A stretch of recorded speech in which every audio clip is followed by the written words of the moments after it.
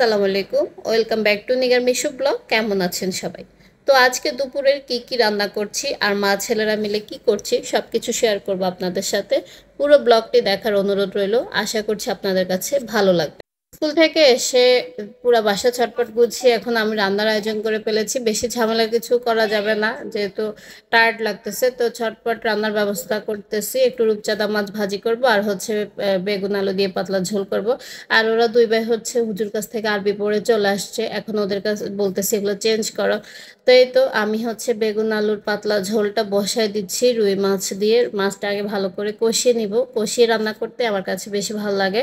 ভাজি করলে মনে হয় যেন মাছটা তরকারির সাথে আলগা আলগা হয়ে থাকে। তো ওই মাছটা কষতে থাক আর আমি এদিক দিয়ে হচ্ছে একটু পেঁপে কেটে নেবো। ওই যে সস্তায় পেলে বস্তা ভরে নিয়ে আসা, ওইটা হচ্ছে আমাদের বাঙালির একটা অভ্যাস। তো স্কুলের সামনেই হচ্ছে পেঁপেটা পেয়ে নিয়ে আসছি, দেখলাম সস্তায় বিক্রি করে, তো আমিও দুইটা কিনছি। পেঁপেটা দেখতে উপর থেকে যতটা সুন্দর, কিন্তু অতটা আসলে তেমন আহামরি কোনো টেস্ট ছিল না, মিষ্টিও তেমন একটা ছিল না, একটু তিতা তিতা ভাব ছিল। তো আমি দুইটা থেকে একটাই কেটে নিচ্ছি এখানে।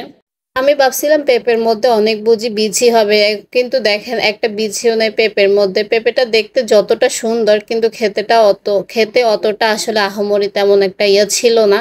মানে একটু নরম নরম হয়ে গেছিল, তারপরেও নিলাম।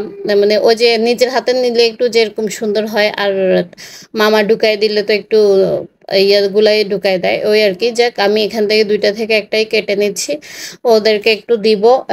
এই পেঁপেটা একটু ভালো লাগে যে খাইতে, তো এই জন্য হচ্ছে মাঝে মধ্যে কিনে আনি। তো আমি এখানে যে একটা পেঁপে পুরাটাই কেটে নিচ্ছি, কারণ আমরা চারজনই খাবো।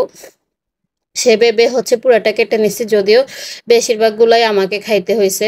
মানে কাটা শেষ করে হচ্ছে আমি নিজে দাঁড়ায় দাঁড়ায় হচ্ছে কয়েক পিস পেঁপে খেয়ে নিছি। ওদের দুই ভাইকে যখন দিছিলাম তখন ওরা হচ্ছে খেতে চাচ্ছিল না, তো আমি নিজে যে দাঁড়ায় দাঁড়ায় কয়েক পিস খেয়ে নিচ্ছি। আর আমার ভিডিওটি যারা এই পর্যন্ত দেখে ফেলেছেন, একটা লাইক কমেন্ট শেয়ার করে যাবেন প্লিজ, যদি ভিডিওটি ভালো লেগে থাকে। তো পাশে হচ্ছে আমি চুলায় তরকারি দেখতেছিলাম, আর এদিক দিয়ে পেঁপে খাচ্ছি দাঁড়ায় দাঁড়ায়। এই যে আমার বেগুনটা হচ্ছে আমি একটু লম্বা লম্বা করে আজকে কাটার চেষ্টা করেছি। এভাবেই লম্বা লম্বা করে কেটে একটু আলু দিয়ে পাতলা ঝোল করলে কিন্তু অনেক ভালো লাগে। বেগুনের কালারটা কেমন হয়েছে কমেন্টস করবেন কিন্তু আপনারা। আর যেহেতু এখন অনেকটা দুপুরে হয়ে গেছে, সেজন্য আমি মাছটা আর ভাজি নেই, মাছটা ফ্রিজে রেখে দিচ্ছি, পরে রাতের বেলায় যে মাছটা ভেজে নিচ্ছি। সবাই গরম গরম হচ্ছে এখন মাছ ভাজা দিয়ে আর বেগুন দিয়ে ভাত খাবে রাতের বেলা। মাছ ভাজিতে এরকম শুকনো মরিচ ভেজে দিলে কিন্তু দারুণ একটা ফ্লেভার বের হয়। তো আমিও কয়টা শুকনো মরিচ ভেজে নিলাম আর তেলটা ঢেলে দিচ্ছি। তা এখন সবাই মিলে ভাত খাবে, আর ভাত খাওয়ার আগে আপনাদের সাথে বিদায় নিয়ে নিচ্ছি।